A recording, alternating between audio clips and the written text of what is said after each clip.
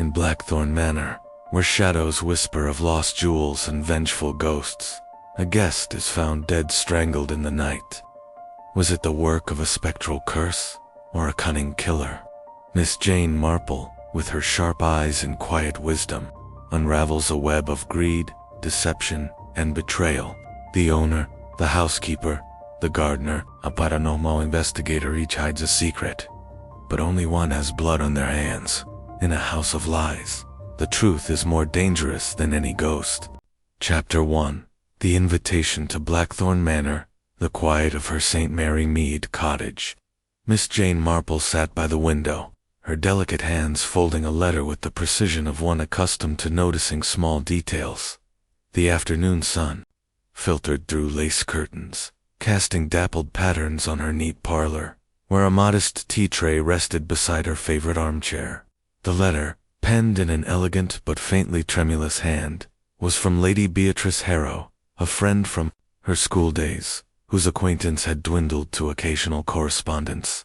Beatrice's words carried an undercurrent of unease, inviting Miss Marple to Blackthorn Manor, a grand but decaying estate nestled in the fog-shrouded hills of Devon. The occasion was a weekend gathering, ostensibly to celebrate the manor's recent restoration, but Beatrice hinted at troubling matters, whispers of hauntings, strange occurrences, and a guest list that promised intrigue. "Your clear head, dear Jane, might see through our little mysteries," she wrote. Miss Marple's pale blue eyes, sharp despite the gentle lines framing them, gleamed with interest.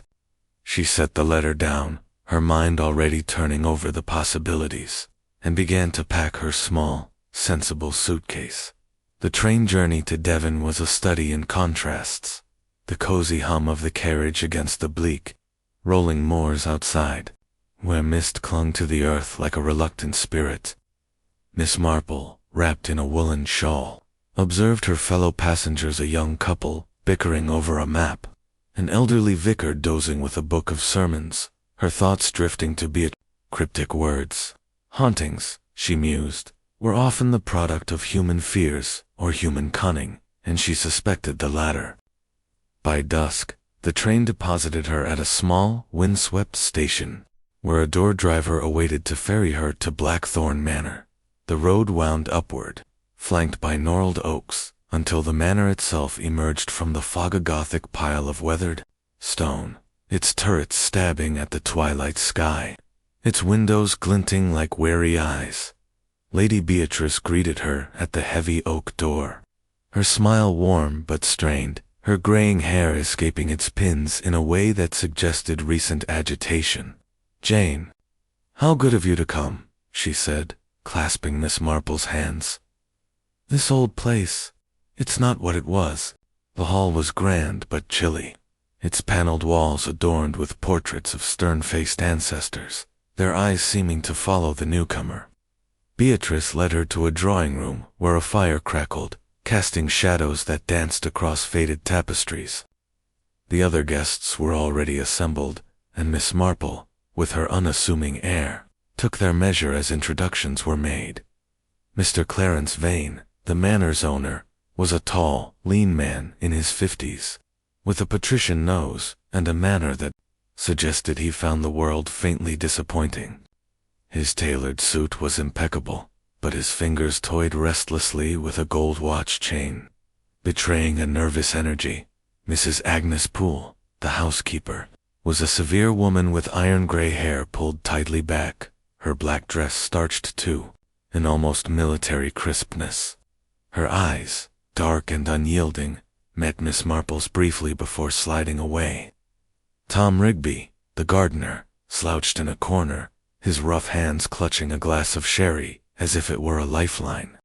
His weathered face and patched jacket spoke of hard living, and his gaze darted about like a man expecting trouble. Finally, Dr. Evelyn Strange, a paranormal investigator, stood out with her intense, almost feverish energy. Her auburn hair was loosely pinned, and her tweed skirt and spectacles gave her an academic air. But her voice, when she spoke of the manor's energies, carried a zealot's conviction. Dinner was served in a cavernous dining room, the long table set with tarnished silver and candles that flickered in the draught. The conversation turned, inevitably, to the manor's reputed haunting. Beatrice, her voice low, recounted tales of a spectral figure in white said to be Lady Elspeth, a 17th-century ancestor who vanished after her husband's untimely death. Cold draughts, unexplained moans, and objects moved in the night had plagued the house since Clarence's arrival. Clarence dismissed it as village nonsense, his tone sharp, but Miss Marple noted the way his hand tightened on his fork. Agnes, clearing plates with silent efficiency, murmured about seeing a figure gliding through the west wing. Tom muttered something about the land itself being cursed, his words slurred by drink. Evelyn, her eyes alight, spoke of electromagnetic disturbances and promised to investigate with her equipment. Miss Marple, her knitting needles clicking softly in her lap, listened without comment, her mind cataloging their words, their glances, their unspoken tensions, as the evening drew to a close. Beatrice escorted Miss Marple to a guest room overlooking the moor. The bed was heavy with damask, the air thick with the scent of old wood and wax. "I'm so glad you're here, Jane," Beatrice said, lingering at the door. "There's something wrong in this house. I can't explain it." Miss Marple smiled, her expression as soothing as chamomile tea. "We shall see, Beatrice," she said gently. "Things often look clearer in the morning." Alone, she sat by the window, her knitting forgotten, her thoughts weaving through the evenings. Impressions.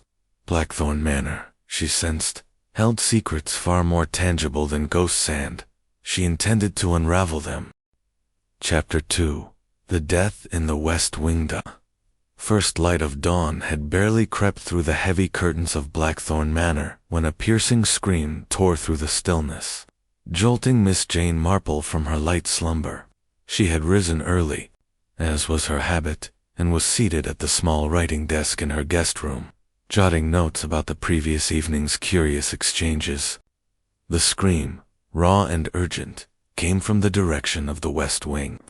Without haste but with purpose, Miss Marple adjusted her shawl, slipped on her sensible shoes, and made her way down the creaking corridor, her steps soft but deliberate on the worn runner.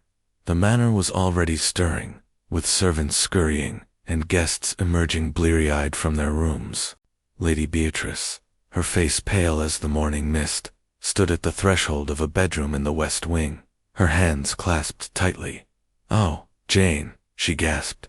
"It's dreadful, Dr. Strange." Miss Marple stepped past her, her calm demeanor a quiet anchor amid the growing panic.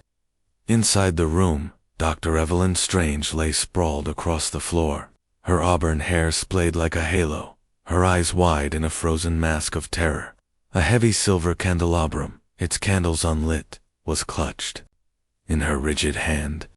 The air was sharp with the scent of wax and something less definable fear, perhaps, or the chill of death. The room itself was a study in disarray.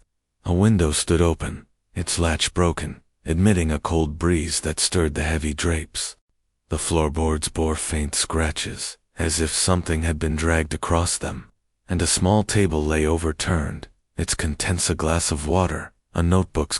Miss Marple's keen eyes swept the scene, noting the absence of blood or obvious wounds, save for a faint, purplish mark on Evelyn's neck, barely visible beneath her collar. The windowsill, curiously, was free of the dust that coated much of the neglected wing, suggesting recent disturbance. She knelt, her movements careful, and peered at the scratches.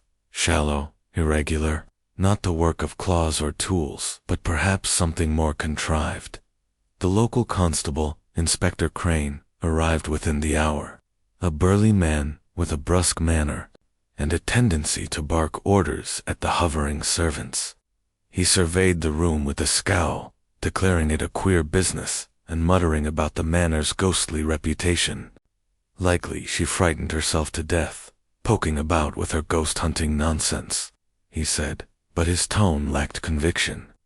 Miss Marple, standing quietly to one side, her hands folded neatly, observed his cursory inspection with a faint purse of her lips. She noted the way he overlooked the windowsill and dismissed the scratches as old wear. Lady Beatrice, wringing her hands, insisted the manor's ghost Lady Elspeth had struck. She's been seen in this very wing, Jane, a figure in white, vengeful, they say, for her lost jewels. Her voice trembled, and Miss Marple patted her arm gently, her expression one of patient sympathy, though her mind was elsewhere.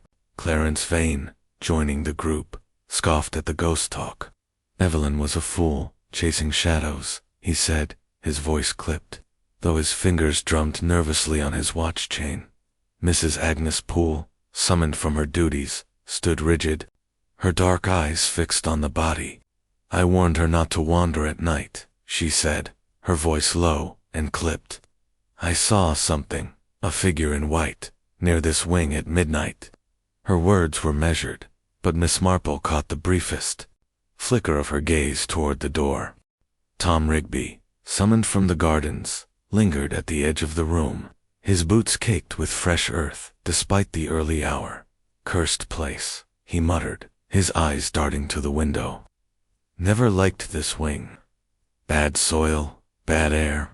His discomfort was palpable, and Miss Marple noted the way his hands clenched, as if resisting some unspoken urge. Inspector Crane, impatient, shooed the group out, declaring the room a crime scene, though he seemed uncertain of what crime had occurred. Miss Marple lingered a moment longer, her eyes resting on the candelabrum, its weight substantial, yet its candles pristine, unburned. A prop, perhaps, she thought, her mind already threading together the inconsistencies as the household dispersed. Miss Marple returned to the drawing-room, where Beatrice poured tea with shaking hands. What do you make of it, Jane? She asked, her voice barely above a whisper. Miss Marple smiled, her needles clicking as she resumed her knitting. People are often more dangerous than ghosts, Beatrice, she said mildly. But we shall see. Alone with her thoughts, she considered the bruise, the dustless sill, the staged disorder. Someone, she was certain, had crafted a scene to mislead, and Miss Marple was determined to uncover the truth behind the performance. Chapter 3. The Manor's Dark History. The morning after Dr. Evelyn Strange's death. Blackthorn Manor seemed to hold its breath, the fog outside pressing against the windows, like a silent conspirator. Miss Jane Marple, undeterred by the chill that lingered in the air, joined Lady Beatrice in the morning room for tea. The room was a faded echo of grandeur, with chipped porcelain cups and a tarnished silver teapot that spoke of better days. Beatrice, her face drawn, poured with unsteady hands, her eyes darting to the door as if expecting another calamity. Miss Marple, her knitting folded neatly in her lap, exuded a calm that belied the sharpness of her observations. Tell me, Beatrice, she said, her voice gentle but probing, about this manor and its peculiarities. Beatrice hesitated, then began to unravel the history of Blackthorn Manor. Built in the 17th century by the Vane family, it had once been a jewel of Devon, its halls filled with laughter and wealth. But tragedy struck with Lady Elspeth Vane, a beauty whose husband, Lord Reginald, died under mysterious circumstances in 1663. Elspeth vanished soon after, and with her, a collection of family jewels, emeralds, and sapphires of staggering value, rumored to be hidden within the manor's labyrinthine walls. Local legend claimed her spirit haunted the estate, guarding her treasure and punishing intruders. The recent hauntings, sightings of a figure in white, unexplained noises, and objects moved in the night, had begun shortly after Clarence Vane inherited the manor 2 years prior, stirring village gossip and drawing curious visitors, like Evelyn Strange. Miss Marple sipped her tea, her eyes never leaving Beatrice's face. And these guests, she said, as if merely curious, how did they come to be here? Beatrice explained that Clarence, struggling to maintain the manor's upkeep, had opened it to select visitors, hoping to capitalize on its ghostly reputation. Agnes Poole, the housekeeper, had served the Vane family for over 30 years, her loyalty unquestioned but her manner increasingly dour. Tom Rigby, the gardener, was a newer addition, hired 6 months ago after the previous groundskeeper left abruptly. His rough demeanor and vague references to a hard past had raised eyebrows, but Clarence kept him on. Evelyn Strange, the paranormal investigator, had arrived 3 weeks ago, her equipment cluttering the West Wing as she hunted for proof of the supernatural. Claiming the manor's energies were unusually potent, Miss Marple nodded, her expression serene, but her mind catalogued every detail.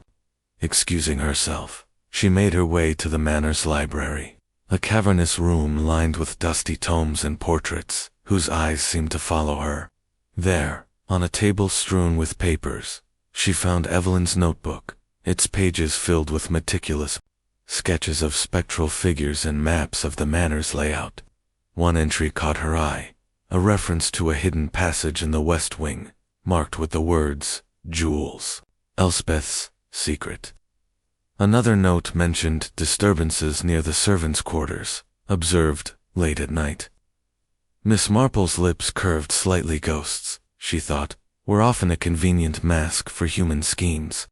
She examined the library's shelves, her fingers trailing over leather-bound volumes, until she found a slim history of the Vane family.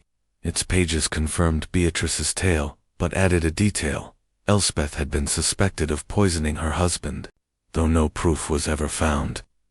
The jewels, last seen in her possession, were believed to be her dowry, hidden to secure her escape. Miss Marple closed the book, her thoughts turning to the present. Evelyn's death, the staged scene in the West Wing, and the whispers of treasure suggested a motive rooted not in the supernatural, but in something far more earthly: greed, perhaps, or fear of discovery. As she left the library, she passed Agnes Poole in the hall, the housekeeper's arms laden with linens. Agnes's eyes flicked to the notebook in Miss Marple's hand, and for a moment, her stern facade faltered. "You shouldn't be poking about, miss," she said, her voice sharp. Miss Marple smiled, her tone disarming. "Oh, I'm only an old woman with a fondness for books, Mrs. Poole. But tell me, do you believe in these ghosts?" Agnes stiffened, muttering about foolish tales before hurrying off. Miss Marple watched her go, noting the faint scent of lavender that clung to the air scent she'd noticed in the West Wing, near Evelyn's body.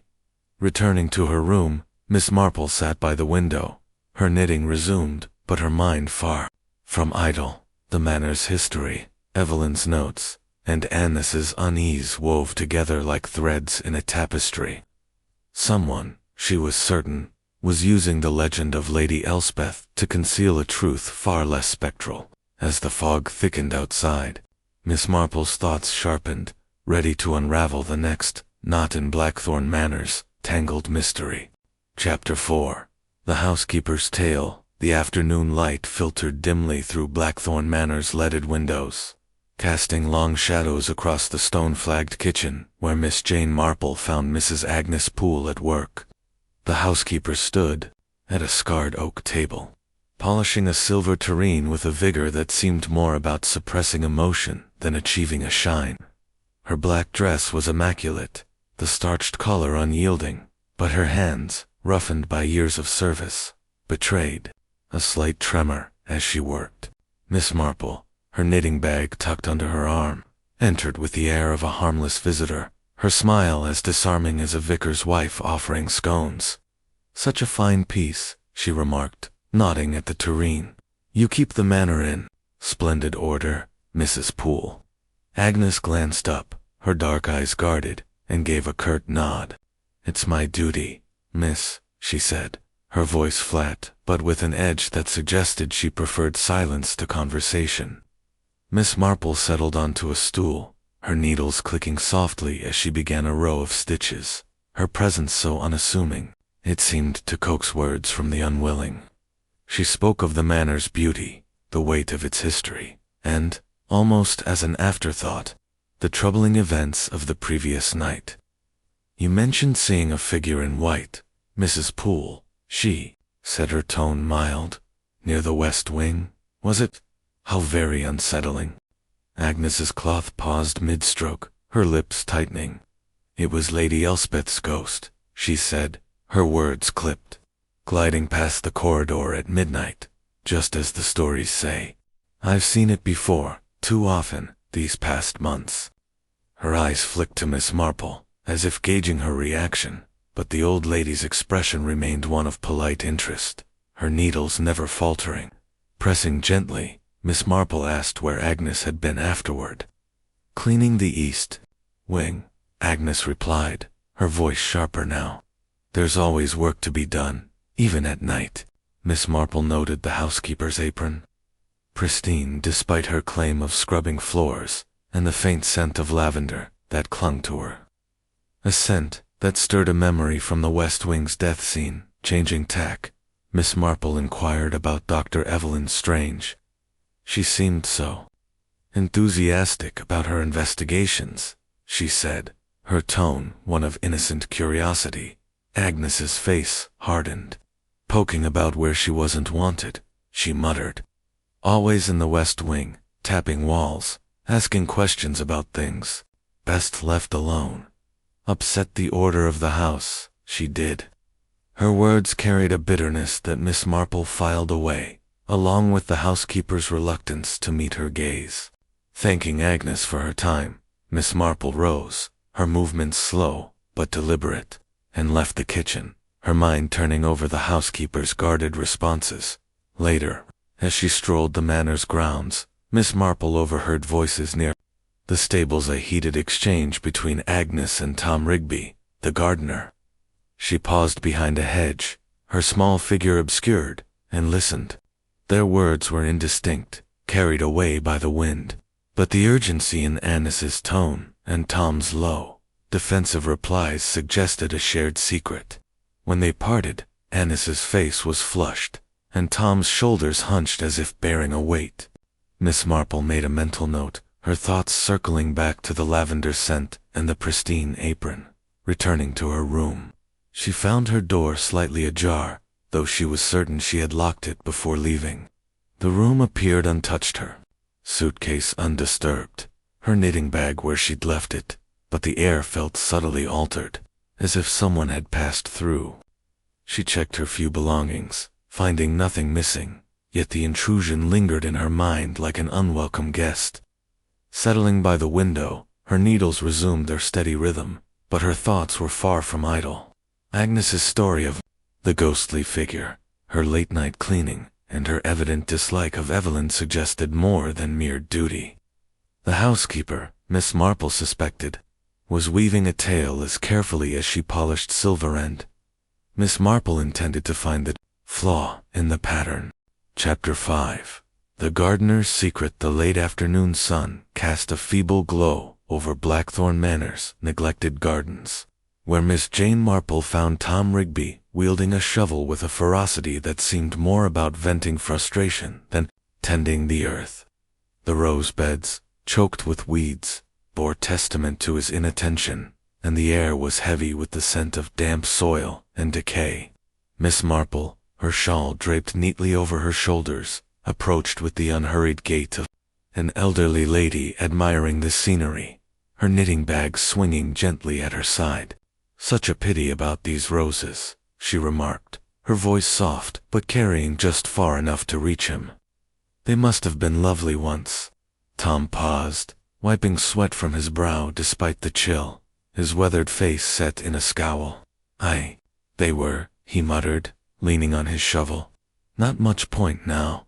Grounds, sour, like everything else here.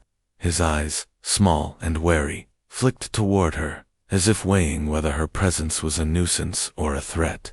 Miss Marple, with her disarming smile, commented on the manor's vast grounds, drawing him out with questions about his work. Slowly, he began to talk, his gruff voice betraying a reluctant pride in the greenhouse, where he claimed to spend most of his time. Been here 6 months, he said, unprompted. Came after some trouble. Nothing serious, mind. Just needed a fresh start. Miss Marple's needles clicked faintly from her bag, a soothing rhythm as she gently probed. "Trouble?" she asked, her tone one of kindly curiosity, as if gossiping over tea in St. Mary Mead. Tom shifted, his boots scuffing the earth. "Petty theft. Years back," he admitted, his voice low. "Did my time, went straight. Mr. Vane gave me a chance, though I reckon he regrets it now, with all this bother." His glance toward the manor was furtive, and Miss Marple noted the fresh soil clinging to his boots. Odd for a man who claimed to have been working in the stone-floored greenhouse.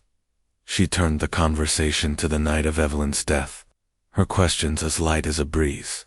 "You were in the greenhouse, I believe, at midnight," she said, her eyes on a wilted rose. Tom nodded, too quickly. "Aye, tending seedlings. Takes time, that sort of work." His hands tightened on the shovel, and Miss Marple observed the tension in his shoulders, the way his gaze avoided hers. Thanking him, she wandered toward the greenhouse, her steps slow but purposeful. The structure was a glass relic, its panes clouded with grime, but inside, the stone floor was clean, with no trace of the soil that marked Tom's boots. Near the entrance, caught in a thorn bush, she spotted a scrap of white fabric, its edges frayed, but faintly scented with lavender, the same scent she'd noticed in Agnes Poole's quarters and near Evelyn's body. Tucking the fabric into her pocket, Miss Marple returned to the manor, her mind sifting through the gardener's words. His claim of a solitary night in the greenhouse rang false, and the soil on his boots suggested he'd been elsewhere, perhaps, digging in the gardens, or worse. The scrap of fabric, too, hinted at a connection to Agnes. Their whispered exchange the previous day taking on new significance. As she passed the stables, she caught sight of Tom again, this time glancing nervously toward the west wing, where Evelyn had met her end. His unease, Miss Marple thought, was that of a man entangled in something he regret, a reluctant pawn, perhaps, in a larger scheme. Back in her room, she sat by the window, her knitting resumed, but her thoughts elsewhere. The gardeners passed, his evasive answers, and the lavender-scented fabric wove together with Agnes's guarded demeanor and the staged scene of Evelyn's death. Someone, Miss Marple was certain, was orchestrating a deception, and Tom Rigby, with his muddy boots and nervous glances, was a thread in the pattern, one she would follow to its source. Chapter 6. The owner's motive. The evening shadows lengthened across Blackthorn Manor's faded grandeur as Miss Jane Marple joined Clarence Vane in the drawing-room for a glass of sherry. The fire cast a warm glow, but the room felt heavy with unspoken tensions, its ornate furnishings dwarfed by the weight of recent events. Clarence, impeccably dressed in a dark suit, stood by the mantel, his posture rigid, his gold watch chain glinting as he swirled his glass. Miss Marple, seated in a high-backed chair, her knitting needles clicking with a rhythm as steady as a metronome, observed him with her usual air of benign curiosity. "Such a fine old house," she remarked, her voice soft. "It must be a great responsibility to maintain." Clarence's lips twitched into a thin smile, but his eyes were guarded. "A burden, more like," he said, his tone clipped. "Blackthorn eats money faster than I can earn it. Repairs, taxes, staff eats a losing battle." He took a sip of sherry, his fingers drumming on the glass, and Miss Marple noted the faint strain in his voice, the way his gaze flickered to the portrait of Lady Elspeth above the mantel, her painted eyes cold and imperious. Gently, as if merely making conversation, Miss Marple asked about the manor's ghostly tales, steering the topic toward Evelyn Strange's death. Clarence scoffed, his disdain palpable. "The woman was a fanatic," he said, "chasing ghosts, tapping walls for hidden passages. She likely tripped over her own nonsense and broke her neck." Miss Marple's needles paused, her eyes meeting his with a mildness that belied their sharpness. "And where were you, Mr. Vane, when this accident occurred?" she asked, as if inquiring about the weather. Clarence stiffened, his hand stilling on his glass. "In my study," he replied, too quickly. "Reviewing accounts, as I do most nights. The manor's finances don't sleep, Miss Marple." His tone was smooth, but Miss Marple noted the absence of ledgers or papers on his desk when she'd passed his study earlier, its polished surface suspiciously bare for a man claiming late-night work. Excusing herself, she made her way to the west wing, drawn by Evelyn's notebook and its mention of a hidden passage. The corridor was dim, its air thick with dust and secrets. After some searching, she found a panel behind a faded tapestry, its edges worn but cleverly concealed. It opened with a faint creak, revealing a narrow passage that led to a small alcove, its walls bare save for a faint rectangular outline in the dust, as if something heavy at chest, perhaps had recently been removed. Miss Marple's lips curved slightly. The jewels, she suspected, had been hidden here, only to be moved when Evelyn's investigations grew too close. Returning to the drawing room, she found Clarence still by the mantel, his expression darker now, as if he sensed her probing. She mentioned the manor's history, casually referencing the lost jewels of Lady Elspeth. His reaction was subtle, a tightening of his jaw, a flicker of unease, but it was enough. "Those jewels are a myth," he said sharply. "If they existed, they'd have been found centuries ago."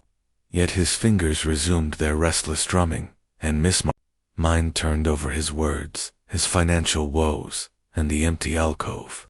Clarence, she thought, had a motive as clear as the sherry in his glass greed, or perhaps desperation, to secure the manor's future. As she retired to her room, the manor seemed to close in around her, its silence heavy with secrets. Her knitting resumed, the needles a quiet counterpoint to her racing thoughts. Clarence's aloofness, his tidy study, and the missing chest suggested a man who preferred others to do his bidding, perhaps manipulating someone like Agnes or Tom to act in his stead. The jewels, Miss Marple was certain, were at the heart of the mystery, and Clarence Vane, with his polished exterior and hidden anxieties, was a thread she would not let slip. Chapter 7. The ghostly charade. The night descended over Blackthorn Manor with an oppressive stillness, broken only by the distant howl of wind across the moors. Miss Jane Marple, seated in her room, her knitting needles idle for once, was alert to the manor's creaks and sighs, her mind sifting through the day's revelations. The air was thick with the scent of old wood and wax, but her thoughts were sharper than ever, honed by the inconsistencies of the household stories. Just past midnight, a low, eerie wail echoed through the corridors, chilling in its clarity. Moments later, footsteps pounded, and voices rose in alarm. Miss Marple, wrapping her shawl about her, stepped into the hall, where the household was gathering, their faces pale in the flickering light of a single candelabrum held by Lady Beatrice. "It was her, Lady Elspeth," Beatrice whispered, her voice trembling as she clutched the candelabrum. "I saw her, a figure in white, gliding past the library window." Clarence Vane, his nightshirt hastily tucked into trousers, cursed under his breath, his eyes darting to the shadows.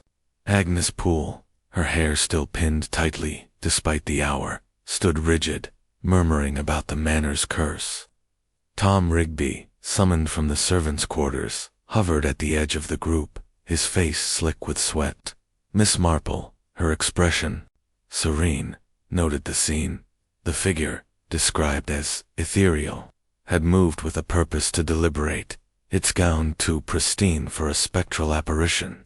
She slipped outside, her steps silent on the cold stone, and followed the path to the library window in the dew-soaked grass. She found footprints, small, precise, like a woman's, leading from the window to the servants' quarters. The trail was fresh, the grass still bent, and Miss Marple's lips curved into a faint smile. No ghost, she thought, left such tangible traces. Returning to the hall, she said nothing, allowing the household's nervous chatter to fill the silence.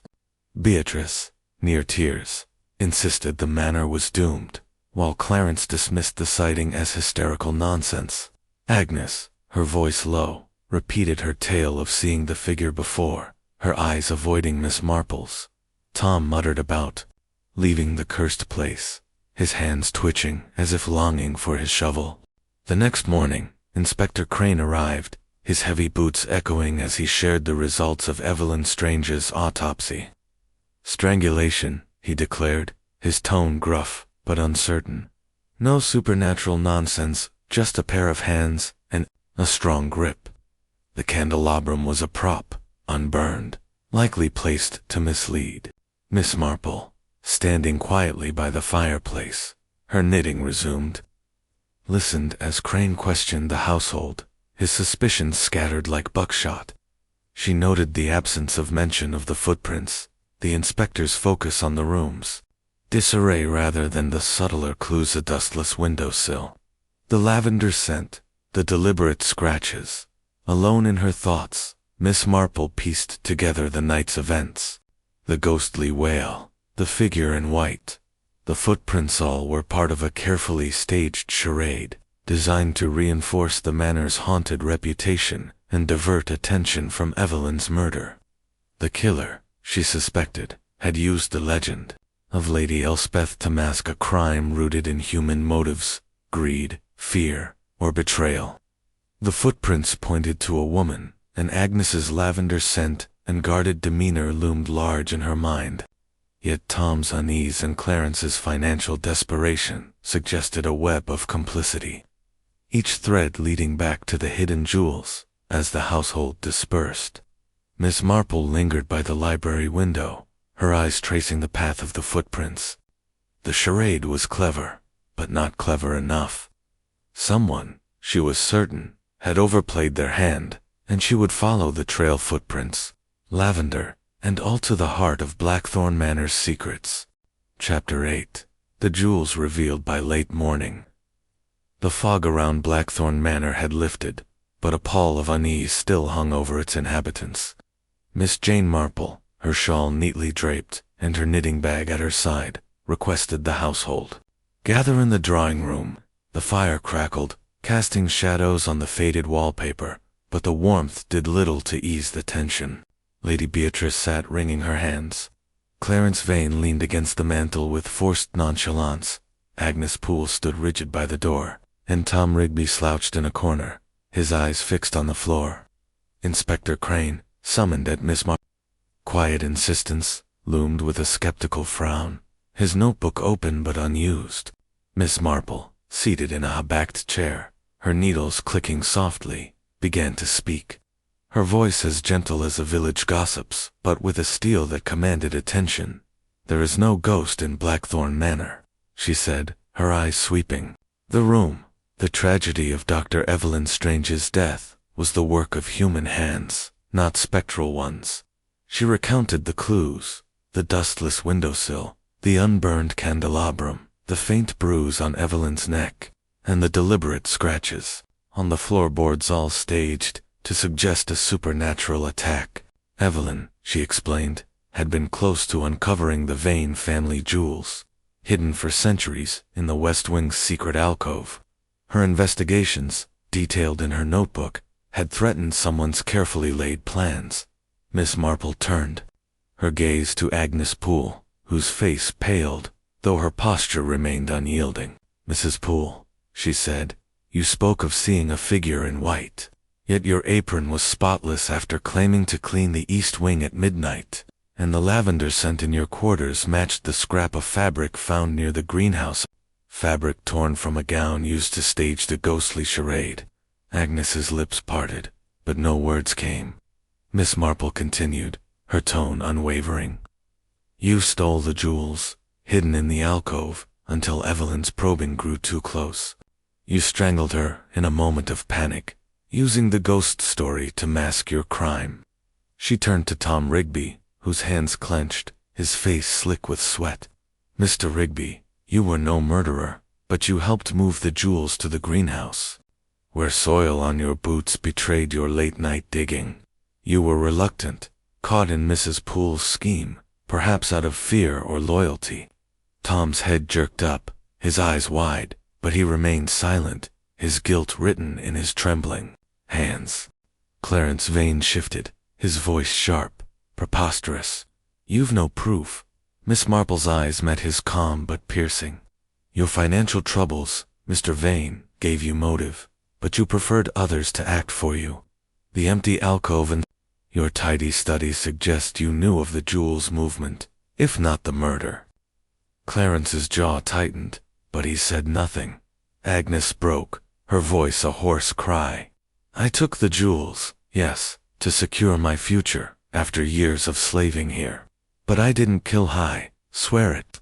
Miss Marple shook her head, her expression almost sorrowful. "The bruise on Evelyn's neck matches the strength of your hands, Mrs. Poole, honed by years of hard work. You acted alone in that moment, though others were complicit after the fact." Inspector Crane, roused from his skepticism, stepped forward as Miss Marple nodded to the greenhouse, where the jewels, emeralds, and sapphires glinting in a hidden chest had been recovered that morning, guided by her directions. Agnes crumpled, her confession spilling forth, while Tom hung his head, admitting his role in hiding the treasure. Crane, chastened by Miss Marple's clarity, led Agnes away, the clink of handcuffs echoing in the silent room as the household dispersed. Beatrice clasped Miss Marple's hand, her eyes brimming with gratitude. Miss Marple smiled, resuming her knitting human nature. "Beatrice," she said softly, "is often more tangled than any ghost story." With the jewels restored and the truth laid bare, Blackthorn Manor seemed to exhale, its secrets no longer cloaked in shadows. Miss Marple, her work done, turned her thoughts to the train home, her mind already anticipating the quiet of St. Mary Mead.